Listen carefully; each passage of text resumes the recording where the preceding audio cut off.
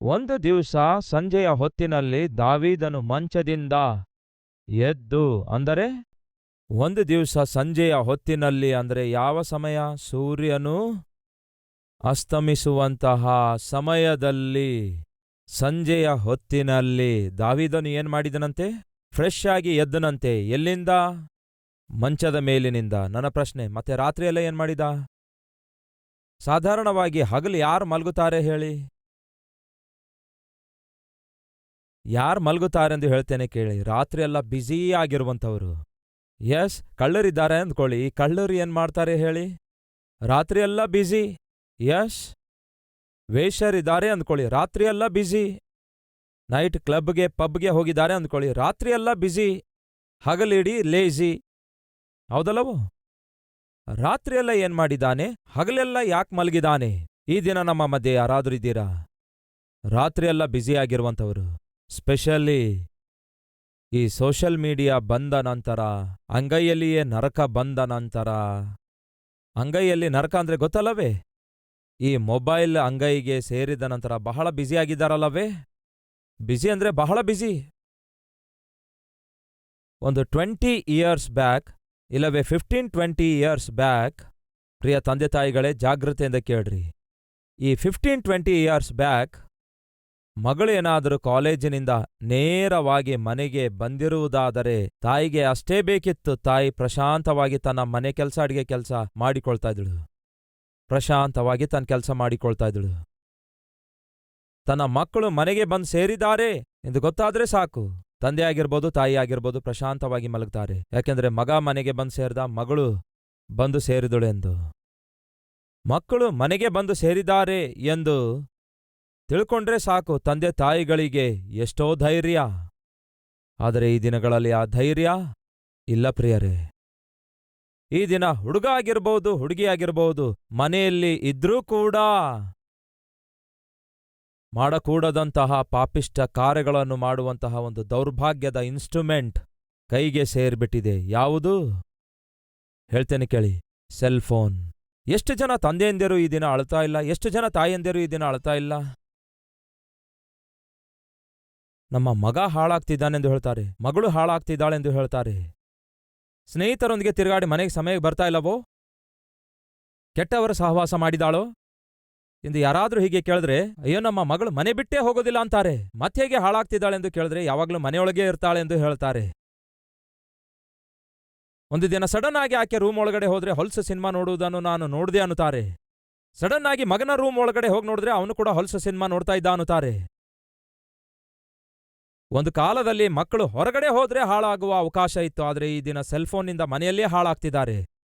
ಈ ಸೆಲ್ಫೋನ್ನಲ್ಲಿಯೇ ನಾನಾ ವಿಧವಾದ ಪಾಪಿಷ್ಟ ಎಂಟರ್ಟೈನ್ಮೆಂಟ್ ಬಂದಿವೆ.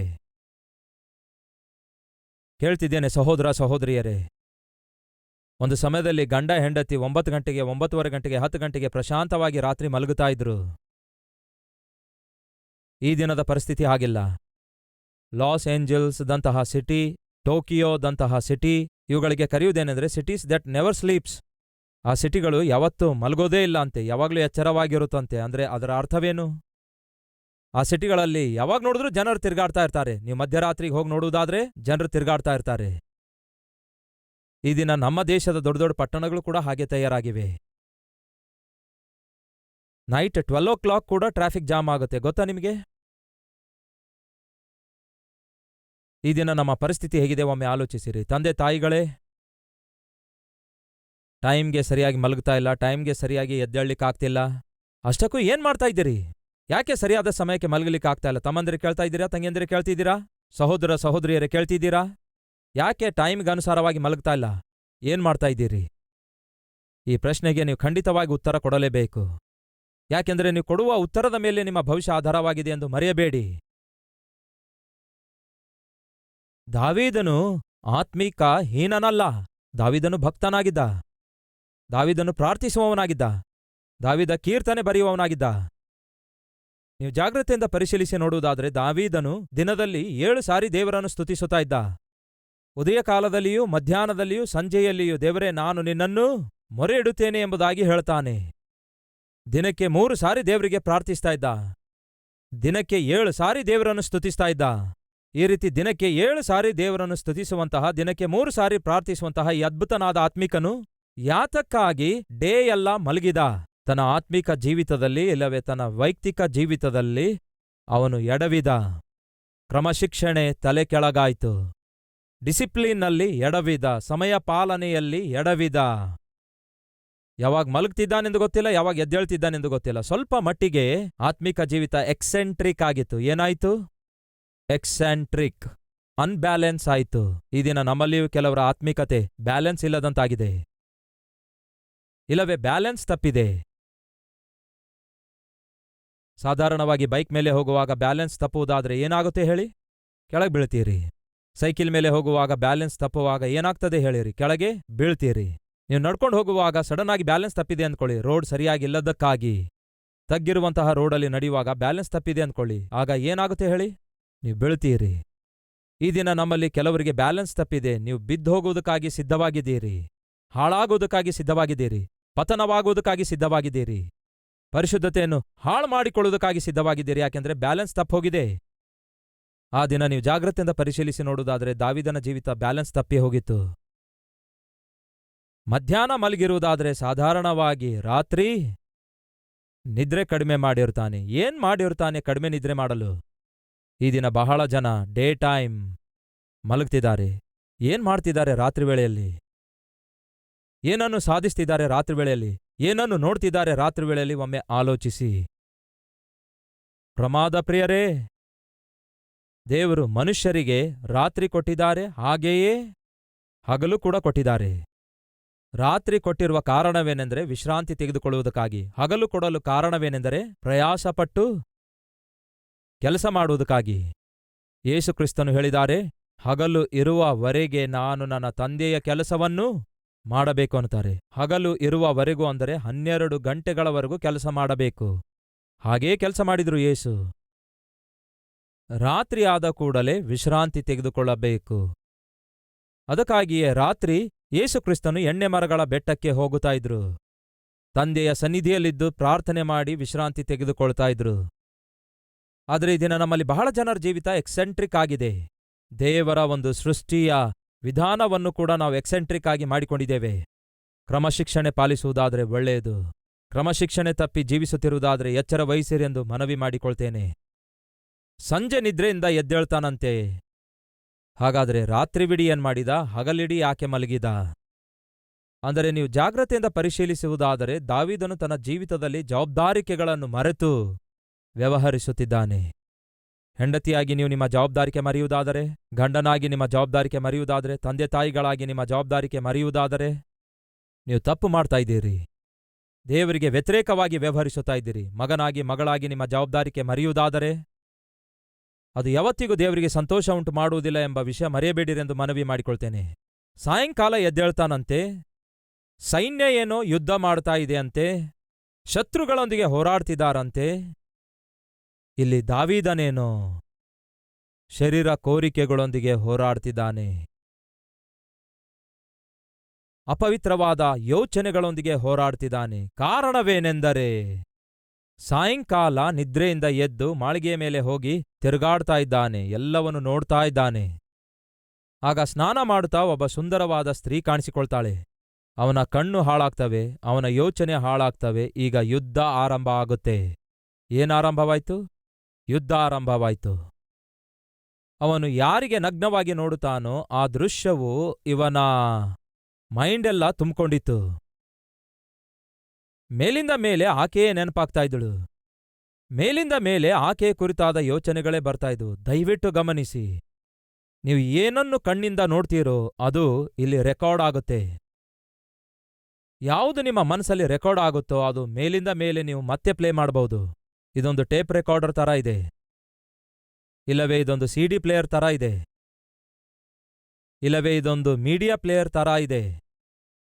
ಯಾವುದನ್ನು ಇಲ್ಲಿ ನೀವು ರೆಕಾರ್ಡ್ ಮಾಡುತ್ತೀರೋ ಅದನ್ನು ನೀವು ರಿವೈಂಡ್ ಮಾಡಬಹುದು, ಮತ್ತೆ ಹಿಂದಕ್ಕೆ ಹೋಗಬಹುದು. ನಮ್ಮತ್ರ ಇರುವ ಟೇಪ್ಗಳು ಕೇವಲ 60 ಇಲ್ಲವೇ 90 ನಿಮಿಷ ಕಾಲಾವಧಿಯೇ ಆಗಿರುತ್ತವೆ. ಆದರೆ ಇಲ್ಲಿರುವ ಟೇಪ್ ಸಾಧಾರಣವಾದ ಟೇಪ್ ಅಲ್ಲ ಪ್ರಿಯರೇ. ಇಲ್ಲಿ ರೆಕಾರ್ಡ್ ಮಾಡಲ್ಪಟ್ಟಿದ್ದು ಹಾರ್ಡ್ ಡಿಸ್ಕ್ ಅನ್ನುತ್ತೇವಲ್ಲವೇ? ಈ ಮನಸ್ಸೆಂಬ ಹಾರ್ಡ್ ಡಿಸ್ಕ್ ಒಳಗಡೆ ಏನೆಲ್ಲ ರೆಕಾರ್ಡ್ ಮಾಡಿ ಸ್ಟೋರ್ ಮಾಡಿಡಲಾಗಿದೆಯೋ, ನಾವು ಕಂಡುಹಿಡಿದಿರುವಂತಹ ಕಂಪ್ಯೂಟರ್ಸ್ಗಳು ಈ ನಮ್ಮ ಬ್ರೇನ್ನೊಂದಿಗೆ ಹೋಲಿಸಿಕೊಳ್ಳುವುದಾದರೆ ಅವು ನಥಿಂಗ್ ಆಗಿವೆ ಪ್ರಿಯರೇ.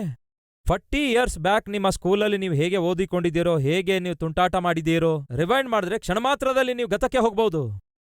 ಕ್ಷಣ ಮಾತ್ರದಲ್ಲಿ ನೀವು ಹಿಂದಕ್ಕೆ ಹೋಗ್ಬೋದು. 40 ವರ್ಷದ ಹಿಂದೆ, 30 ವರ್ಷದ ಹಿಂದೆ ಸ್ಕೂಲ್ನಲ್ಲಿ ಯಾವ ರೀತಿ ನೀವು ತುಂಟಾಟ ಮಾಡಿದ್ದೀರೆಂದು ಅದು ನೆನಪಾದ್ರೆ ಸಾಕು, ಆ ತುಂಟಾಟ ಎಲ್ಲ ನಿಮ್ಮ ಕಣ್ಮುಂದೆ ಕಂಡಂತಿರುತ್ತೆ. ಹೌದೋ ಇಲ್ಲವೋ? ದಾವೀದನು ಯಾರು? ಯೆಹೋವನ ಹೃದಯಾನುಸಾರನಾಗಿದ್ದನು. ತನ್ನ ಯೌವನ ಪ್ರಾಯವನ್ನು ಬಹು ಜಾಗ್ರತೆಯಿಂದ ಕಾಪಾಡಿಕೊಂಡಿದ್ದ. ದಾವೀದನ ಕುರಿತು ಬೈಬಲ್ನಲ್ಲಿ ಏನಿದೆ ಗೊತ್ತಾ? ಅವನು ಬಹಳ ಸುಂದರನಾಗಿದ್ದ, ಬಹಳ ಅಂದವಾಗಿದ್ದ, ಕೆಂಬಣ್ಣವುಳ್ಳವನಾಗಿದ್ದ, ಸುಂದರನಾಗಿದ್ದ. ಆದರೆ ಕೇಳಿ ಪ್ರಿಯರೇ, ಸುಂದರನಾಗಿರುವ ಇವನು ಹೊಲಗಳಿಗೆ ಹೋಗಿ ಕುರಿಗಳನ್ನು ಮೇಯಿಸುತ್ತಿರುವಾಗ ಆಗಿನ ಕಾಲದಲ್ಲಿ ಹೆಣ್ಮಕ್ಕಳು ಕೂಡ ಕುರಿ ಮೇಯಿಸಲು ಹೋಗ್ತಾ ಇದ್ರು. ಒಬ್ಬರ ಮನೆಯಲ್ಲಿ ಗಂಡ್ಮಕ್ಕಳಿಲ್ಲದಿರುವುದಾದ್ರೆ ಹೆಣ್ಮಕ್ಕಳೇ ಬಂದು ಕುರಿಗಳನ್ನು ಮೇಯಿಸ್ತಾ ಇದ್ರು. ಯಾಕೆಂದ್ರೆ ಆಗ ಯೂನಿವರ್ಸಿಟಿ ಏನೂ ಇರ್ಲಿಲ್ವಲ್ಲ. ರಾಜೀವ್ ಗಾಂಧಿ ಯೂನಿವರ್ಸಿಟೀಸ್, ಮೈಸೂರು ಯೂನಿವರ್ಸಿಟಿ ಆ ದಿನಗಳಲ್ಲಿ ಏನು ಇರ್ಲಿಲ್ವಲ್ಲ. ಹಾಗಾಗಿ ಅವರ ವೃತ್ತಿ ಪಶುಗಳನ್ನು ಮೇಯಿಸುವಂಥದ್ದಾಗಿತ್ತು. ಬೆಳೆ ಬೆಳೆಸಿಕೊಳ್ಳುವಂಥದ್ದೇ ಆ ಕಾಲದಲ್ಲಿ ಅವರ ವೃತ್ತಿಯಾಗಿತ್ತು. ದಾವೀದ ಯಾರಾಗಿದ್ದ ಹೇಳಿ? ಕುರಿ ಕಾಯುವ ಕುರುಬನಾಗಿದ್ದ. ಯೋಸೇಫ ಯಾರಾಗಿದ್ದ ಹೇಳಿ? ಕುರಿ ಕಾಯುವ ಕುರುಬನಾಗಿದ್ದ. ಮೋಶೆ ಯಾರಾಗಿದ್ದ ಹೇಳಿ? ಕುರಿ ಕಾಯುವ ಕುರುಬನಾಗಿದ್ದ. ಅರ್ಥ ಆಯ್ತಾ ನಿಮಗೆ? ಅಂದ್ರೆ ಸಾಧಾರಣವಾಗಿ ಆ ದಿನಗಳಲ್ಲಿರುವ ವೃತ್ತಿ ಅದೇ. ಒಂದು ವೇಳೆ ಗಂಡ್ಮಕ್ಕಳಿಲ್ಲದೆ ಹೆಣ್ಮಕ್ಕಳೇ ಇರುವುದಾದ್ರೆ ಅವರೇ ಹೋಗಿ ಕುರಿಗಳನ್ನು ಮೇಯಿಸುತ್ತಾ ಇದ್ರು. ಇದೆಲ್ಲ ಯಾಕೆ ಹೇಳ್ತಿದ್ದೇನೆ ಗೊತ್ತಾ? ಈ ಸುಂದರನಾಗಿರುವ ದಾವೀದನು ಯೌವನ ಪ್ರಾಯದಲ್ಲಿ ಹೊಲದಲ್ಲಿ ತನ್ನ ಕುರಿಗಳನ್ನು ಮೇಯಿಸುತ್ತಿರುವಾಗ ಖಂಡಿತವಾಗಿ ಹುಡುಗಿಯರು ಕೂಡ ಬಂದು ಕುರಿಗಳನ್ನು ಮೇಯಿಸ್ತಾ ಇದ್ರು. ಒಂದು ಹುಡುಗಿಯನ್ನು ನೋಡ್ಲಿಲ್ವಲ್ಲ, ಕನಿಷ್ಠ ಒಂದು ಹುಡುಗಿಯೊಂದಿಗೆ ಪರಿಚಯ ಬೆಳೆಸ್ಕೊಳ್ಳಲಿಲ್ವಲ್ಲ, ಕನಿಷ್ಠ ಒಂದು ಹುಡುಗಿ ಹಿಂದೆ ಪ್ರೀತಿ ಎಂದು ಹೇಳಿ ತಿರುಗಾಡಲಿಲ್ವಲ್ಲ, ಐ ಲವ್ ಯು ಎಂದು ಹೇಳಲಿಲ್ವಲ್ಲ, ಯೌವನ ಪ್ರಾಯ ಹಾಳು ಮಾಡಿಕೊಳ್ಳಲಿಲ್ವಲ್ಲ. ಯೌವನ ಪ್ರಾಯದಲ್ಲಿ ಪರಿಶುದ್ಧನಾಗಿ ಜೀವಿಸಿದಾನಲ್ಲವೇ? ಯೌವನ ಪ್ರಾಯದಲ್ಲಿ ನೀತಿಯಿಂದ ಜೀವಿಸಿದಾನಲ್ಲವೇ? ಸೊ ದಯವಿಟ್ಟು ಗಮನಿಸಿ, ನಮ್ಮಲ್ಲಿ ಕೆಲವರಿಗಿರುವಂತಹ ಅಭಿಪ್ರಾಯವೇನೆಂದರೆ, ನಾನು ಯವನಸ್ಥನಾಗಿರುವುದರಿಂದ ಶೋಧಿಸಲ್ಪಡ್ತಿದ್ದೇನೆ, ನಾನು ಯವನಸ್ಥನಾಗಿರುವುದರಿಂದ ನನ್ನ ಯೋಚನೆ ಹಾಳಾಗ್ತಿವೆ, ನನಗಿನ್ನೂ ಮದುವೆ ಆಗದೇ ಇರುವುದರಿಂದ ನಾನು ಈ ರೀತಿ ಶೋಧನೆಗಳಿಗೆ ಒಳಗಾಗ್ತಿದ್ದೇನೆ, ಪಾಪಕ್ಕೆ ಒಳಗಾಗ್ತಿದ್ದೇನೆ. ಮದುವೆ ಆದ್ರೆ ಈ ದರಿದ್ರವಾದ ಶೋಧನೆಗಳೆಲ್ಲ ಹೊರಟೋಗ್ತವೆ ಎಂಬ ಭ್ರಮೆಯಲ್ಲಿ ಯಾರಾದರೂ ಜೀವಿಸ್ತಾ ಇದ್ದೀರಾ? ನನ್ನ ಮಾತು ನಿಮ್ಗೆ ಅರ್ಥ ಆಯ್ತಾ? ಮದುವೆ ಆಗುವುದಾದರೆ ಈ ಶೋಧನೆಗಳನ್ನು ಜಯಿಸಬಹುದು, ಈ ಶೋಧನೆಗಳಿಂದ ತಪ್ಪಿಸಿಕೊಳ್ಳಬಹುದು ಎಂದು ಹೀಗೆ ಆಲೋಚಿಸುವಂಥವರಾಗಿದ್ದೀರಾ? ಅದು ಶುದ್ಧ ತಪ್ಪಾಗಿದೆ. ದಾವೀದನಿಗೆ ಮದುವೆ ಆಯಿತು. ಗಮನ ಕೊಟ್ಟು ಕೇಳಿ. ಈ ವಾಕ್ಯ ಕೇಳುವವರಲ್ಲಿ ಎಷ್ಟು ಜನರಿಗೆ ಮದುವೆಯಾಗಿದೆ ಎಂದು ಕೈ ತೋರಿಸ್ತೀರಾ? ರೈಟ್. ನಮಗೆ ಶೋಧನೆಗಳಿಲ್ಲವೋ? ಏನಂತೀರಿ? ಮದುವೆಯಾಗಲಾರದವರ ಕುರಿತು ಸೈತಾನನಿಗಿರುವ ಪ್ರೋಗ್ರಾಮೇ ಬೇರೆ, ಮದುವೆ ಆದವರ ಕುರಿತು ಅವನಿಗಿರುವ ಪ್ರೋಗ್ರಾಂಗಳೇ ಬೇರೆ. ಯಾರಿಗೆ ಯಾವ ಪ್ರೋಗ್ರಾಂ ಬಳಸಬೇಕು ಅದನ್ನು ಡಿಸೈನ್ ಮಾಡಿಟ್ಟಿದ್ದಾನವನು. ಯಾರನ್ನು ಯಾವ ರೀತಿಯಾಗಿ ಬೀಳಿಸಬೇಕೋ ಆ ರೀತಿ ಬೀಳಿಸುವುದಕ್ಕಾಗಿ ಡಿಸೈನ್ ಅವನ ಬಳಿಯಲ್ಲಿದೆ. 60 ವರ್ಷ ಮುಗಿದ್ರೆ ಯಾವ ಶೋಧನೆಗಳಿರೋದಿಲ್ಲ. ಅವಾಗ ಬರೀ ಸ್ತೋತ್ರ ಸ್ತೋತ್ರ ಅನ್ನಬಹುದು, ದೇವರನ್ನು ಸ್ತುತಿಸ್ತಾ ಇರ್ಬೋದು ಎಂದು ಅಂದುಕೊಳ್ತಾ ಇದ್ದೀರಾ? ಚಾನ್ಸ್ ಇಲ್ಲ. ನೀವು ಸಾಯುವವರೆಗೂ ಸೈತಾನನು ನಿಮ್ಮನ್ನು ಬಿಟ್ಟು ಹೋಗುವ ಚಾನ್ಸ್ ಇಲ್ಲ. ನೀವು ವೃದ್ಧಾಪ್ಯಕ್ಕೆ ಬಂದ್ರೂ ಕೂಡ ಸೈತಾನನಿಗೆ ಚೆನ್ನಾಗಿ ಗೊತ್ತು ಯಾವ ಪ್ರೋಗ್ರಾಂ ನಿಮಗಾಗಿ ಬಳಸಬೇಕೆಂದು. ಅದರ ಅರ್ಥವೇನೆಂದರೆ, ಸೈತಾನನಿಗೆ ಚೆನ್ನಾಗಿ ಗೊತ್ತು ನಿಮ್ಮನ್ನು ಹೇಗೆ ವಶಪಡಿಸಿಕೊಳ್ಳಬೇಕೆಂದು, ನಿಮ್ಮನ್ನು ಹೇಗೆ ಒಳಪಡಿಸಿಕೊಳ್ಳಬೇಕೆಂದು, ಹೇಗೆ ಶೋಧಿಸಬೇಕು, ಯಾವುದರಿಂದ ಶೋಧಿಸಬೇಕೆಂದು ಅವನಿಗೆ ಚೆನ್ನಾಗಿ ಗೊತ್ತು. ಮೊದಲು ಹೊರಗೆ ಬಾ ಎಂದು ಸೈತಾನನು ನಿಮ್ಮನ್ನು ನೋಡಿ ಈ ದಿನವೂ ಕೂಡ ಸುಲಭವಾಗಿ ವಶಪಡಿಸಿಕೊಳ್ತಿದ್ದಾನಾ, ನಿಮ್ಮನ್ನು ಒಳಪಡಿಸಿಕೊಳ್ತಿದ್ದಾನಾ? ಹಾಗಾದ್ರೆ ಜಾಗ್ರತೆ. ನಾವು ಆತ್ಮಿಕ ಜೀವಿತದಲ್ಲಿ ಜವಾಬ್ದಾರಿಕೆ ಮರೆತು ಜೀವಿಸ್ತಿದ್ದೇವೆ ಎಂದರ್ಥ. ಆತ್ಮಿಕನಾಗಿ ನಿಮ್ಮ ಜವಾಬ್ದಾರಿಕೆ ಏನಾಗಿದೆ? ದೇವರೊಂದಿಗೆ ಸರಿಯಾದ ಸಂಬಂಧವುಳ್ಳವರಾಗಿರಬೇಕು. ಆತ್ಮಿಕವಾಗಿ ನಿಮ್ಮ ಜವಾಬ್ದಾರಿಕೆ ಏನಾಗಿದೆ? ವಾಕ್ಯದಿಂದ ನಿಮ್ಮ ಜೀವಿತವನ್ನು ಮೇಲಿಂದ ಮೇಲೆ ಸರಿಪಡಿಸಿಕೊಳ್ಳಬೇಕು. ಪ್ರಾರ್ಥನೆಯಲ್ಲಿ ಸಮಯ ಕಳೆಯಬೇಕು. ದೇವರ ಚಿತ್ತ ಏನೆಂದು ಗ್ರಹಿಸಿ ವಾಕ್ಯಾನುಸಾರವಾಗಿ ಜೀವಿಸಬೇಕು. ಪರಿಶುದ್ಧರಾಗಿಯೂ ದೇವರಿಗೆ ಸಾಕ್ಷಿಯಾಗಿಯೂ ಜೀವಿಸಬೇಕು. ಇದೇ ಅಲ್ಲವೋ ದೇವರು ನಮ್ಮಿಂದ ಕೋರಿಕೊಳ್ತಾ ಇರೋದು? ಈ ಜವಾಬ್ದಾರಿಕೆಯನ್ನು ಮರೆತು ಒಂದು ವೇಳೆ ನಾವು ಆತ್ಮೀಕವಾಗಿ ಜೀವಿಸಬೇಕು ಎಂದು ಆಶಿಸುತ್ತಾ ಇರುವುದಾದರೆ ವಾಕ್ಯವನ್ನು ಓದಲಾರದೆ, ವಾಕ್ಯವನ್ನು ಧ್ಯಾನಿಸಲಾರದೆ, ಪ್ರಾರ್ಥನೆ ಮಾಡಲಾರದೆ, ಕರ್ತನೊಂದಿಗೆ ಸಮಯ ಕಳೆಯಲಾರದೆ, ಕರ್ತನ ಸಾಕ್ಷಿಯಾಗಿ ಜೀವಿಸಲಾರದೆ, ಕರ್ತನ ಸನ್ನಿಧಿಯಲ್ಲಿ ನಾವು ಕಾಣಿಸಿಕೊಳ್ಳಲಾರದೆ, ದೇವರನ್ನು ಆರಾಧಿಸಲಾರದೆ ನಿರ್ಲಕ್ಷ್ಯದಿಂದ ಜೀವಿಸುತ್ತಿರುವುದಾದರೆ ಕೇಳಿರಿ, ಸೈತಾನನ ವಶವಾಗ್ತೇವೆ ನಾವು. ಸುಲಭವಾಗಿ ಅವನ ಕೈಗೆ ಸಿಗುತ್ತೇವೆ ನಾವು. ಮತ್ತೊಮ್ಮೆ ಜ್ಞಾಪಕಗೊಳಿಸ್ತೇನೆ ಕೇಳಿ. ದಾವೀದನು ದಿನಕ್ಕೆ 3 ಆವರ್ತಿ ಪ್ರಾರ್ಥನೆ ಮಾಡ್ತಾ ಇದ್ದ. ಏನಾಯ್ತು ಆ ಪ್ರಾರ್ಥನೆ? ನಿರ್ಲಕ್ಷ್ಯ ಮಾಡಿದ. ದಾವೀದನು ದಿನಕ್ಕೆ 7 ಆವರ್ತಿ ದೇವರನ್ನು ಸ್ತುತಿಸ್ತಾ ಇದ್ದ. ಏನಾಯ್ತು ಆ ಸ್ತುತಿ? ನಿರ್ಲಕ್ಷ್ಯ ಮಾಡಿದ. ಫಲಿತವಾಗಿ ಏನಾಯ್ತು? ಸ್ನಾನ ಮಾಡುವಂತಹ ಸ್ತ್ರೀಯನ್ನು ನೋಡ್ತಾನೆ. ಆಕೆಯನ್ನು ನೋಡಿದ ನಂತರ ಅವನ ಮನಸ್ಸೊಳಗೆ ಹೊಳೆಯುವ ಆಲೋಚನೆಗಳನ್ನು ಜಯಿಸ್ಲಿಕ್ಕಾಗೋದಿಲ್ಲ. ಪದೇ ಪದೇ ಜ್ಞಾಪಕಕ್ಕೆ ಬರ್ತಾಳೆ, ಪದೇ ಪದೇ ಜ್ಞಾಪಕಕ್ಕೆ ಬರ್ತಾಳೆ, ಪದೇ ಪದೇ ಜ್ಞಾಪಕಕ್ಕೆ ಬರ್ತಾಳೆ. ಆಕೆಯೇ ಯಾವಾಗ್ಲೂ ಅವನ ಕಣ್ಣಲ್ಲಿ ಕಾಣಿಸ್ತಾ ಇದ್ದಳು. ಆ ಶೋಧನೆಯನ್ನು ಎದುರಿಸ್ಲಿಕ್ಕಾಗದೆ, ಆ ಶೋಧನೆಯನ್ನು ಜಯಿಸ್ಲಿಕ್ಕಾಗದೆ ಕೊನೆಗೆ ಏನ್ ಮಾಡ್ತಾನೆ ಗೊತ್ತಾ? ತನ್ನ ಬಳಿಯಲ್ಲಿ ಕೆಲಸ ಮಾಡುವ ಒಬ್ಬ ಸೈನಿಕನನ್ನು ಕರೆಯಿಸಿ, ಆ ಸ್ತ್ರೀ ಯಾರು, ಆಕೆಯನ್ನು ಕರತಾ ಎಂಬುದಾಗಿ ಹೇಳ್ತಾನೆ. ಎಂಥ ಘೋರ ನೋಡಿ! ಕರೆಯುವವನಿಗೆ ಗೊತ್ತಿಲ್ಲವೋ ಯಾಕೆ ಕರೆಯುತ್ತಿದ್ದಾನೆಂದು? ಆಕೆ ಬಂದು ರಾಜನ ಭವನದಲ್ಲಿ ಒಂದು ರಾತ್ರಿ ರಾಜನೊಂದಿಗೆ ರಾತ್ರಿ ಇಡೀ ಸಮಯ ಕಳೆಯುವುದಾದ್ರೆ ಕೆಲಸ ಮಾಡುವವರಿಗೆ ಗೊತ್ತಾಗುವುದಿಲ್ಲವೋ? ಕೆಲಸ ಮಾಡುವವರಿಗೂ ಕೂಡ ನಾನು ಮಾಡ್ತಿರೋದು ಪಾಪ ಎಂದು ಗೊತ್ತಾಗುತ್ತೆ ಎಂಬ ಧ್ಯಾಸ ದಾವೀದನಿಗಿರಬಾರದು? ಅವನಿಗೆ ಗೊತ್ತು ಪ್ರಿಯರೇ, ಆ ಸ್ತ್ರೀಗೆ ಇಂತಹ ವ್ಯಕ್ತಿ ಮುಖಾಂತರ ಕರೆಸುತ್ತಿದ್ದೇನೆಂದು. ಅವನಿಗೆ ಗೊತ್ತಾಗುತ್ತೆ ಆಕೆಯನ್ನು ಕರೆಸುವಾಗ ತಪ್ಪು ಮಾಡಲು ಕರೆಸುತ್ತಿದ್ದೇನೆಂದು. ಅವನಿಗೆ ಗೊತ್ತಾಗುತ್ತೆ ಒಂದು ರಾತ್ರಿವಿಡೀ ಆಕೆ ನನ್ನೊಂದಿಗೆ ಸಮಯ ಕಳೆಯುವಾಗ ಆಕೆಯೊಂದಿಗೆ ನಾನು ಪಾಪ ಮಾಡುತ್ತೇನೆಂದು. ನನಗಿರುವ ಸಾಕ್ಷಿ ಹಾಳಾಗುತ್ತೆ ಎಂದು ಅವನಿಗೆ ಗೊತ್ತಾಗುತ್ತೆ. ನನ್ನ ಮೇಲಿರುವ ಅವನ ಅಭಿಮಾನವು, ಅಭಿಪ್ರಾಯವು ಅವನಿಗೆ ಹಾಳಾಗುತ್ತೆ ಎಂಬುದಾಗಿ. ಮಾತ್ರವಲ್ಲ, ಅವನು ಹೋಗಿ ಅನೇಕರಿಗೆ ಹೇಳುವ ಚಾನ್ಸ್ ಇದೆ ಎಂದು ಗೊತ್ತಿತ್ತು. ಆದರೆ ಅವನ ಮೇಲಿರುವ ಒಳ್ಳೆಯ ಅಭಿಪ್ರಾಯ ಹಾಳಾಗುತ್ತದೆ ಎಂದು ಗೊತ್ತಿದ್ರೂ ಕೂಡ, ಅವನ ಸಾಕ್ಷಿ ಹಾಳಾಗ್ತದೆ ಎಂದು ಗೊತ್ತಿದ್ರೂ ಕೂಡ, ದೇವರು ನೋಡ್ತಿದ್ದಾರೆಂದು ಗೊತ್ತಿದ್ರೂ ಕೂಡ, ಒಂದು ಸಾರಿ ಈ ಪಾಪ ಮಾಡಬೇಕು ಎಂಬ ಹಠದೊಳಗೆ ಒಬ್ಬ ಮನುಷ್ಯ ಬೀಳುವುದಾದರೆ, ಅದನ್ನು ಪ್ರಾರ್ಥನೆಯಿಂದಲೂ ದೇವರ ಕನಿಕರದಿಂದಲೂ ಜಯಿಸಲಾರದೇ ಇರುವುದಾದರೆ ಅದೇ ಪಾಪಕ್ಕೊಳಗಾಗ್ತಾನೆನ್ನುವುದು ವಾಸ್ತವ. ಅವನು ಯಾರೇ ಆಗಿರಬಹುದು. ಆ ಸಮಯದಲ್ಲಿ ದಾವೀದನು ಮಾಡಬೇಕಾದಂತಹ ಮೊಟ್ಟಮೊದಲ ಕೆಲಸ ಏನೆಂದರೆ, ಆಕಸ್ಮಿಕವಾಗಿ ತನಗೆ ಗೊತ್ತಾಗಲಾರದೆ ಆ ಸ್ತ್ರೀಗೆ ನೋಡ್ತಾನೆ. ತಕ್ಷಣ ಏನ್ ಮಾಡ್ಬೇಕಿತ್ತು? ತನ್ನ ಕಣ್ಣು ದೃಷ್ಟಿ ತಿರುಗಿಸಿಕೊಳ್ಳಬೇಕಿತ್ತು. ಆದರೆ ತಿರುಗಿಸಿಕೊಳ್ಳಲಿಕ್ಕಾಗಲಿಲ್ಲ. ಆಕೆಯನ್ನೇ ನೋಡ್ತಾ ನಿಂತ. ಅದಕ್ಕಾಗಿಯೇ ಬಿಲಿಗ್ರಾಮ್ ಅವರು ಹೇಳಿರುವ ಮಾತೇನೆಂದರೆ, ನಮ್ಮ ತಲೆಯ ಮೇಲಿನಿಂದ ಪಕ್ಷಿಗಳು ಹಾರಾಡ್ತಾ ಇರ್ತವೆ, ಅವುಗಳ ವಿಷಯದಲ್ಲಿ ನಾವು ಏನು ಮಾಡ್ಲಿಕ್ಕಾಗಲ್ಲ. ಅವು ಹಾಗೆ ಹಾರಾಡ್ತಿರುವಾಗ ಹಾಗೆ ನನ್ನ ತಲೆ ಮೇಲೆ ಹಾರಾಡಬೇಡಿ ಎಂದು ಹೇಳುವ ಅಧಿಕಾರ ನಿಮಗಿಲ್ಲ, ಅವುಗಳಿಗೆ ಕಂಟ್ರೋಲ್ ಮಾಡುವ ಶಕ್ತಿ ನಿಮಗಿರಲ್ಲ. ಅಂದರೆ ನಮ್ಮ ತಲೆಯ ಮೇಲೆ ಪಕ್ಷಿಗಳು ಹಾರಾಡುತ್ತಲೇ ಇರುತ್ತವೆ. ಆದರೆ ಹಾಗೆ ತಲೆಯ ಮೇಲೆ ಹಾರಾಡುವ ಪಕ್ಷಿಗಳು ಬಂದು ನಿಮ್ಮ ತಲೆಯ ಮೇಲೆ ಗೂಡು ಕಟ್ಟಿ ಮರೆ ಹಾಕಲಾರದಂತೆ ಮಾತ್ರ ನೀವು ತಡೆಯಬಹುದಲ್ಲವೇ? ಅರ್ಥವಾಯ್ತಾ ನಿಮಗೆ? ಆ ಪಕ್ಷಿ ಬಂದು ಗೂಡು ಕಟ್ಟಿ ಮೊಟ್ಟೆ ಇಡಲಾರದಂತೆ ನೀವು ಕಂಟ್ರೋಲ್ ಮಾಡಬಹುದು. ಅಂದ್ರೆ ಅರ್ಥವೇನು? ಯಾವುದೋ ಒಂದು ಯೋಚನೆ ಬರ್ತಾ ಇರಬಹುದು, ಹೋಗ್ತಾ ಇರಬಹುದು. ಸತೀಶ್ ಕುಮಾರ್ ಅವರಾಗಿರ್ಬೋದು, ನೀವಾಗಿರ್ಬೋದು, ಯಾರೇ ಆಗಿರ್ಬೋದು, ಯಾವುದೋ ಒಂದು ತಪ್ಪಾದಂತಹ ಪಾಪಿಷ್ಟ ಯೋಚನೆ ಸೈತಾನನು ತರ್ತಾನೆ. ಅಂಥ ಯೋಚನೆ ಬಂದಾಗ ನಾವು ಮಾಡಬೇಕಾದದ್ದೇನೆಂದರೆ, ಆ ಯೋಚನೆಯನ್ನು ಹಿಡ್ಕೊಂಡು ನಮ್ಮ ಮೆದುಳಿನೊಳಗೆ ತೂರಿ ಹೋಗುವಂತೆ ಮಾಡಿ ಗೂಡು ಕಟ್ಟುಕೊಳ್ಳುವಂತೆ ಬಿಟ್ಟು ಮೊಟ್ಟೆ ಇಡುವಂತೆ ಮಾಡುವುದಾದ್ರೆ ಪಾಪ ಮಾಡ್ತೇವೆ. ಯಾವುದಾದರೂ ಒಂದು ಯೋಚನೆ ಸೈತಾನನು ತಂದು ನಮ್ಮ ಮನಸ್ಸೊಳಗಡೆ ಹಾಕುವಾಗ, ಇಲ್ಲವೇ ಗತದಲ್ಲಿ ನೀವು ನೋಡಿರುವ ಯಾವುದಾದರೂ ಪಾಪಿಷ್ಟ ದೃಶ್ಯ ನಿಮ್ಮ ಮನಸ್ಸಿಗೆ ಸೈತಾನನು ತರುವಾಗ, ತಕ್ಷಣವೇ ಪ್ರಾರ್ಥನೆಯಿಂದ ಅದನ್ನು ನೀವು ಜಯಿಸುವುದಾದರೆ ನಿಮ್ಮ ಪರಿಶುದ್ಧತೆಯನ್ನು ಕಾಪಾಡಿಕೊಳ್ತೀರಿ. ಆದರೆ ಸೈತಾನನು ತರುವಂತಹ ಯೋಚನೆ ಆಗಿರ್ಬೋದು, ಸೈತಾನನು ತೋರಿಸುವ ದೃಶ್ಯ ಆಗಿರಬಹುದು, ನಿಮ್ಮ ಮನಸ್ಸಲ್ಲಿ ಮುಚ್ಚಿಕೊಂಡು ಮತ್ತೆ ಮತ್ತೆ ಅದರ ಬಗ್ಗೆ ಯೋಚಿಸುತ್ತಾ ಇರುವುದಾದರೆ ನೀವು ಗೂಡು ಕಟ್ಟಿಕೊಳ್ತೀರಿ, ಮೊಟ್ಟೆ ಇಡಲು ಬಿಡ್ತೀರಿ. ಮೊಟ್ಟೆ ಇಟ್ರೆ ಏನಾಗುತ್ತೆ ಹೇಳಿ? ಪಾಪ ಮೊಟ್ಟೆ ಇಟ್ರೆ ಏನಾಗುತ್ತೆ? ಮರಿ ಹಾಕುತ್ತೆ. ಪಾಪದ ಮರಿಗಳು ಬರ್ತವೆ. ಅದಕ್ಕಾಗಿಯೇ ಸಹೋದರ ಸಹೋದರಿಯರೇ, ಸೈತಾನನು ಯೋಚನೆಗಳನ್ನು ತಂದು ನಿಮ್ಮ ಮನಸ್ಸಾಗಲಿ ನಿಮ್ಮ ಯೋಚನೆಗಳಾಗಲಿ ನಿಮ್ಮನ್ನು ಕೂಡ ಆಗಲಿ ಅಪವಿತ್ರಗೊಳಿಸುವ ಪ್ರಯತ್ನ ಮಾಡುವುದಾದರೆ ತಕ್ಷಣ ಮಾಡಬೇಕಾದದ್ದೇನು ಗೊತ್ತಾ? ಪ್ರಾರ್ಥನೆ. ಒಬ್ಬ ಸಹೋದರಿ ರಕ್ಷಿಸಲ್ಪಡ್ತಾಳೆ. ಆತ್ಮಿಕವಾಗಿ ನೀತಿಯಿಂದ ಜೀವಿಸುತ್ತಿರುವಾಗ ನೂತನವಾಗಿ ರಕ್ಷಿಸಲ್ಪಟ್ಟ ಒಬ್ಬ ತಮ್ಮ ಬರ್ತಾನೆ. ಬಂದು ಕೇಳ್ತಾನೆ, ಅಕ್ಕ, ಸೈತಾನನು ಬಂದು ಒಂದು ವೇಳೆ ನಿನ್ನನ್ನು ಶೋಧಿಸುವುದಕ್ಕಾಗಿ ನಿನ್ನ ಹೃದಯ ಬಾಗಿಲನ್ನು ತಟ್ಟುವುದಾದರೆ ನೀನು ಏನ್ ಮಾಡ್ತೀ ಎಂದು ಪ್ರಶ್ನಿಸುತ್ತಾನೆ.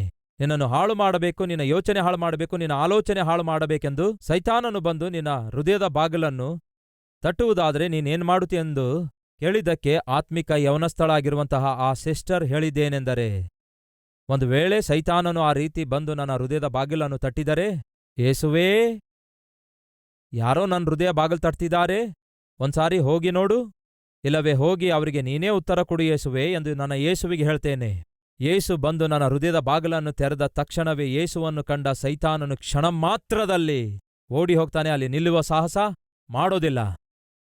ಅಂದರೆ ಅರ್ಥವೇನೆಂದರೆ, ಸೈತಾನನು ಬಂದು ಪಾಪಿಷ್ಟ ಆಲೋಚನೆ ಮತ್ತು ಯೋಚನೆಗಳ ಮೂಲಕ ನಾನು ಪಾಪ ಮಾಡಬೇಕೆಂದು ನನ್ನ ಹೃದಯದ ಬಾಗಿಲು ತಟ್ಟುವಾಗ ನಾನು ಮಾಡುವುದೇನೆಂದರೆ ನನ್ನ ಯೇಸುವಿನ ಬಳಿಗೇ ಸೇರಿಕೊಳ್ಳುತ್ತೇನೆ. ಇದೇ ರೀತಿಯಾಗಿ ಮತ್ತೊಬ್ಬ ಸಹೋದರಿ ಹೇಳಿದ್ದೇನೆಂದರೆ, ಸೈತಾನನು ಬಂದು ಒಂದು ವೇಳೆ ಶೋಧಿಸುವಂತಹ ಪ್ರಯತ್ನ ಮಾಡಿದರೆ ತಕ್ಷಣವೇ ಆಕಾಶದ ಕಡೆಗೆ ನೋಡಿ 2 ಕೈಗಳನ್ನು ಜೋಡಿಸಿ, ಏಸಯ್ಯಾ, ನಿನ್ನ ಆಸ್ತಿ ಅಪಾಯದಲ್ಲಿದೆ ಎಂದು ಹೇಳ್ತಾಳಂತೆ. ಏನ್ ಹೇಳ್ತಾಳೆ? ನಿನ್ನ ಆಸ್ತಿ ಅಪಾಯದಲ್ಲಿದೆ ಅನ್ನುತ್ತಾಳಂತೆ. ಅಂದರೆ ಅರ್ಥವೇನು? ನಾವೇ ಯೇಸುವಿನ ಆಸ್ತಿಯಾಗಿದ್ದೇವೆ. ಒಂದು ವೇಳೆ ಸೈತಾನನು ಬಂದು ನಮ್ಮನ್ನು ಶೋಧಿಸಿ, ನಮ್ಮನ್ನು ಬಾಧಿಸಿ, ನಮ್ಮನ್ನು ವಶಪಡಿಸಿಕೊಂಡು ಅಪವಿತ್ರ ಮಾಡುವ ಪ್ರಯತ್ನ ಮಾಡುವಾಗ ನಾವೇನ್ ಮಾಡಬೇಕು? ಅವನಿಗೆ ಸಹಕರಿಸುವಂಥದ್ದಲ್ಲ ನಾವು ಮಾಡಬೇಕಾದದ್ದು. ಏನ್ ಮಾಡಬೇಕು? ಆಕಾಶದ ಕಡೆಗೆ ನೋಡಿ ಹೇಳಬೇಕು, ಯೇಸುವೇ, your property is in danger. ನಿನ್ನ ಆಸ್ತಿ, ನಿನ್ನ ಸ್ವಾಸ್ಥ್ಯ ಪ್ರಮಾದಕ್ಕೊಳಗಾಗಿದೆ, ದಯವಿಟ್ಟು ಕಾಪಾಡು ಅನ್ನಬೇಕು. ಇದು ನಾವು ಮಾಡಬೇಕಾದಂತಹ ಪ್ರಾರ್ಥನೆ. ಆ ದಿನ ದಾವೀದನು ಆ ಸ್ತ್ರೀಗೆ ಆಕಸ್ಮಿಕವಾಗಿ ನೋಡಿರುತ್ತಾನೆ. ತಕ್ಷಣವೇ ಮನೆಯೊಳಗೆ ಬಂದು ಮೊಳಕಾಲೂರಿ ಪ್ರಾರ್ಥನೆ ಮಾಡಬೇಕಿತ್ತು. ಆದರೆ ಏನ್ ಮಾಡ್ದ ಗೊತ್ತಾ? ಆಕೆಯನ್ನೇ ನೋಡ್ತಾ ನಿಂತ. ಈ ದಿನ ಸೋಷಿಯಲ್ ಮೀಡಿಯಾ ಆಗಿರ್ಬೋದು, ಯೂಟ್ಯೂಬ್ ಆಗಿರ್ಬೋದು, ಫೇಸ್ಬುಕ್ ಆಗಿರ್ಬೋದು, ಯಾವುದೇ ಮೀಡಿಯಾ ನೀವು ಒಂದು ವೇಳೆ ನೋಡುವ ಪ್ರಯತ್ನ ಮಾಡಿದರೆ ಸಡನ್ ಆಗಿ ಅನಾವಶ್ಯಕವಾದಂತಹ ಅಡ್ವರ್ಟೈಸ್ಮೆಂಟ್ಸ್ಗಳು ಬರ್ತಾ ಇರ್ತವೆ, ಅರ್ಧನಗ್ನವಾಗಿರುವಂತಹ ಆಡ್ಸ್ಗಳು ಬರ್ತಾ ಇರ್ತವೆ. ಸಹೋದರ ಸಹೋದರಿಯರೇ, ಆಕಸ್ಮಿಕವಾಗಿ ಒಂದು ವೇಳೆ ಕೆಟ್ಟದೇನಾದರೂ ನೀವು ನೋಡುವುದಾದರೆ ಫಸ್ಟ್ ಟೈಮ್ ನೋಡುವುದರಲ್ಲಿ ತಪ್ಪೇನಿಲ್ಲ. ಆದರೆ ಸೆಕೆಂಡ್ ಟೈಮ್ ನೋಡಲು ಪ್ರಯತ್ನ ಮಾಡುತ್ತೀರಲ್ಲವೇ, ದಟ್ ಈಸ್ ರಾಂಗ್. ಅದಕ್ಕೆ ಬ್ರದರ್, ಫಸ್ಟ್ ಟೈಮ್ ನೋಡುವಾಗಲೇನೆ 1 ಗಂಟೆವರೆಗೂ ನೋಡ್ತೇನೆ ಅನ್ನುತ್ತೀರಾ? ಅಯ್ಯೋ ಮೂರ್ಖನೇ, ಹೌದಾ? ಫಸ್ಟ್ ಟೈಮ್ ನೋಡುವಾಗ ಅಂತೆ ಪೂರ್ತಿಯಾಗಿ ನೋಡ್ಬಿಡ್ತಾನಂತೆ. ಇದೀರಾ ನಮ್ಮ ಮಧ್ಯ ಅಂಥವ್ರು ಯಾರಾದ್ರೂ? ದಯವಿಟ್ಟು ಗಮನಿಸಿ. ನಿಮ್ಮ ದೇಹಕ್ಕೆ ನಿಮ್ಮ ಕಣ್ಣು ದೀಪ ಆಗಿರುವುದರಿಂದ, ನಿಮ್ಮ ಕಣ್ಣು ನೆಟ್ಟಗಿರುವುದಾದರೆ ನಿಮ್ಮ ದೇಹವೆಲ್ಲ ಪ್ರಕಾಶ ಉಳ್ಳದಾಗಿ ಇರುತ್ತೆ. ಆ ದಿನ ಸೈತಾನನು ಯೆಹೋವನ ಚಿತ್ತಾನುಸಾರವಾಗಿರುವ ದಾವೀದನಿಗೆ ಯಾವುದರಿಂದ ಅಟ್ಯಾಕ್ ಮಾಡಿದನು ಗೊತ್ತಾ? ಒಂದು ಅಪವಿತ್ರವಾದ ದೃಶ್ಯದಿಂದ ಅಟ್ಯಾಕ್ ಮಾಡಿದ.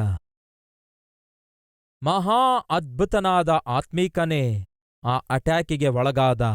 ಈ ದಿನ ಈ ಮಾತು ಕೇಳ್ತಿರುವ ಸಹೋದರ ಸಹೋದರಿ, ಕಣ್ಣಿನ ಮೂಲಕವೇ ಸಾಧಾರಣವಾಗಿ ಸೈತಾನನು ಶೋಧಿಸುವ ಪ್ರಯತ್ನ ಮಾಡುತ್ತಾನೆ. ಹವ್ವಾ ಬೇಡವೆಂದ ಹಣ್ಣನ್ನು ನೋಡಿದಾಗ ಅದು ಅವಳ ಕಣ್ಣಿಗೆ, ಅದು ನೋಟಕ್ಕೆ ಎಷ್ಟೋ ರಮ್ಯವಾಗಿದೆ ಎಂದು ಬೈಬಲ್ನಲ್ಲಿ ಇದೆಯೋ ಇಲ್ಲವೋ? ಹೇಗೆ ಕಾಣಿಸಿತು ಅವಳ ಕಣ್ಣಿಗೆ? ಆಕರ್ಷಣೆಯುಳ್ಳದಾಗಿ ಕಾಣಿಸಿತು. ಮೊಟ್ಟಮೊದಲ ಸಾರಿ ಹವ್ವಾ ಯಾವುದರಿಂದ ಆಕೆ ಶೋಧಿಸಲ್ಪಡ್ತಾಳೆ?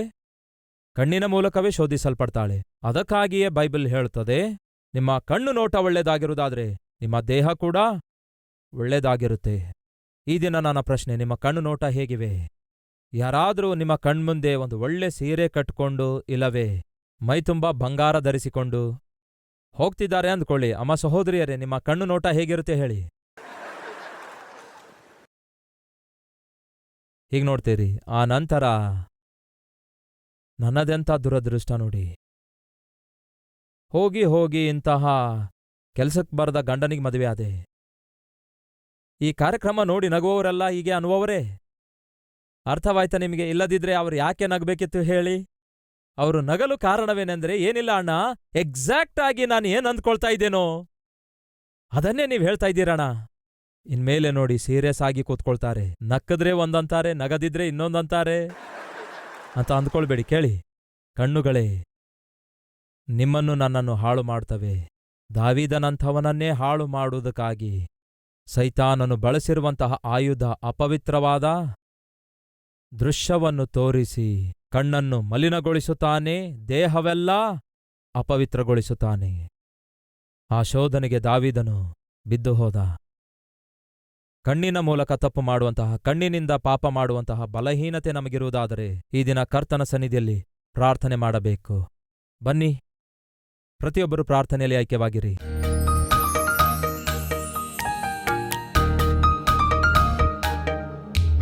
ಮಹಾಪರಿಶುದ್ಧನಾದ ಪ್ರೀತಿಯುಳ್ಳ ತಂದೆಯೇ, ದೇವರೇ ನನ್ನನ್ನು ಕ್ಷಮಿಸು. ಬೇಜವಾಬ್ದಾರಿಕೆಯಿಂದ ಜೀವಿಸ್ತಿದ್ದೇನೆ, ಜವಾಬ್ದಾರಿಕೆ ಇಲ್ಲದವನಾಗಿ ಜೀವಿಸ್ತಿದ್ದೇನೆ. ಯೌವನ ಪ್ರಾಯದಲ್ಲಿ ನಾನು ನಿನ್ನ ನೊಗವನ್ನು ಹೊರಬೇಕು, ಅದು ನನ್ನ ಜವಾಬ್ದಾರಿಕೆಯಾಗಿದೆ. ಯೌವನ ಪ್ರಾಯದಲ್ಲಿ ನನ್ನ ಶರೀರವನ್ನು ನಿಮ್ಮ ಸಹಾಯದಿಂದ ಪವಿತ್ರವಾಗಿ ಕಾಪಾಡಿಕೊಳ್ಳಬೇಕು, ಅದು ನನ್ನ ಜವಾಬ್ದಾರಿಕೆಯಾಗಿದೆ. ಆತ್ಮೀಕನಾಗಿ ನನ್ನ ಪ್ರಾರ್ಥನೆಯ ಜೀವಿತವನ್ನು, ಪ್ರಾರ್ಥನೆ ಮೇಲಿನ ಶ್ರದ್ಧೆಯನ್ನು ನಾನು ಹೊಂದಿಕೊಂಡು ಜೀವಿಸಬೇಕು, ಅದು ನನ್ನ ಜವಾಬ್ದಾರಿಕೆಯಾಗಿದೆ. ಕಷ್ಟಪಟ್ಟು ಕೆಲಸ ಮಾಡಬೇಕು, ಅದು ನನ್ನ ಜವಾಬ್ದಾರಿಕೆಯಾಗಿದೆ. ಒಬ್ಬ ಹೆಂಡತಿಯಾಗಿ, ಒಬ್ಬ ತಾಯಿಯಾಗಿ ದೇವರೇ, ನೀವು ನನಗೆ ಕೊಟ್ಟ ಜವಾಬ್ದಾರಿಕೆಯನ್ನು ನಾನು ನಿರ್ವಹಿಸಬೇಕು. ನನ್ನ ಮನೆಯನ್ನು ನಾನು ನಿರ್ಮಿಸಿಕೊಳ್ಳಬೇಕು, ಅದು ನನ್ನ ಜವಾಬ್ದಾರಿಕೆಯಾಗಿದೆ. ಒಬ್ಬ ಗಂಡನಾಗಿ, ತಂದೆಯಾಗಿ ಕುಟುಂಬ ಪೋಷಿಸಬೇಕು, ಸಂರಕ್ಷಿಸಬೇಕು, ಪರಿಪಾಲಿಸಬೇಕು, ಅದು ನನ್ನ ಜವಾಬ್ದಾರಿಕೆಯಾಗಿದೆ. ಆದರೆ ಸೋಮಾರಿತನದಿಂದ ನನ್ನ ಕುಟುಂಬವನ್ನು ಕೆಡವಿ ಹಾಕಿಕೊಂಡಿದ್ದೇನೆ. ಉದ್ಯೋಗ ಸರಿಯಾಗಿ ಮಾಡದೆ, ಹೆಂಡ್ತಿ ಮಕ್ಕಳನ್ನು ಲಕ್ಷಿಸದೆ, ಕಷ್ಟಪಟ್ಟು ಕೆಲಸ ಮಾಡಲಾರದೆ, ಪ್ರತಿ 2 ತಿಂಗಳಿಗೊಮ್ಮೆ ಉದ್ಯೋಗ ಬಿಡುತ್ತಾ, ಉದ್ಯೋಗವನ್ನು ಬದಲಾಯಿಸುತ್ತಾ, ಕುಟುಂಬದಲ್ಲಿ ಶಾಂತಿಯಿಲ್ಲದಂತೆ, ಸಮಾಧಾನವಿಲ್ಲದಂತೆ ಮಾಡುತ್ತಿದ್ದೇನೆ. ದೇವರೇ, ನನ್ನನ್ನು ಕ್ಷಮಿಸಯ್ಯ. ಬೇಜವಾಬ್ದಾರಿಯ ಜೀವಿತ ಜೀವಿಸ್ತಿದ್ದೇನೆ. ಯಾವುದು ಕಾಣಿಸುತ್ತೋ ಅದನ್ನೇ ಮಾಡಬೇಕು, ಯಾವುದನ್ನು ನೋಡ್ತೇನೋ ಅದನ್ನೇ ಮಾಡಬೇಕು, ಎಲ್ಲಿಗೆ ಹೋಗಲು ಮನಸ್ಸಾಗುತ್ತೋ ಅಲ್ಲಿಗೆ ಹೋಗುವುದು. ದೇವರೇ, ಈ ದುಡುಕುತನದಿಂದ ನನ್ನನ್ನು ಬಿಡಿಸು. ದೇವರೇ, ಸೈತಾನನು ತರುವಂತಹ ಪ್ರತಿ ಕೋರಿಕೆಗಳಿಗೆ ದೇವರೇ ನಾನು ಬಿದ್ದು ಹೋಗ್ತಾ ಇದ್ದೇನೆ. ದೇವರೇ, ನನ್ನನ್ನು ಬಿಡಿಸಿರಿ ಎಂದು ಹೀಗೆ ಪ್ರಾರ್ಥನೆ ಮಾಡುವಂತಹ ನಮ್ಮೆಲ್ಲರನ್ನು ದೇವರೇ ಕನಿಕರಿಸಿರೆಂದು ಯೇಸುವಿನ ನಾಮದಲ್ಲಿ ಬೇಡಿ ಹೊಂದಿದ್ದೇವೆ ತಂದೆಯೇ, ಆಮೇನ್.